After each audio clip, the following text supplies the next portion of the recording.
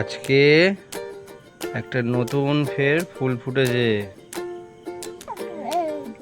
এই ড্রাগন ফুলটার সঠিক নিয়ম কিভাবে পরাগ মিলন করাতে হয়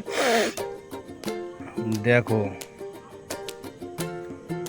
এইভাবে করলে একটাও ফুল মিস যাবে না।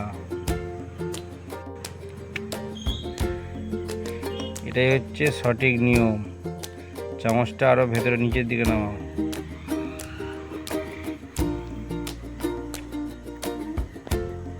করো।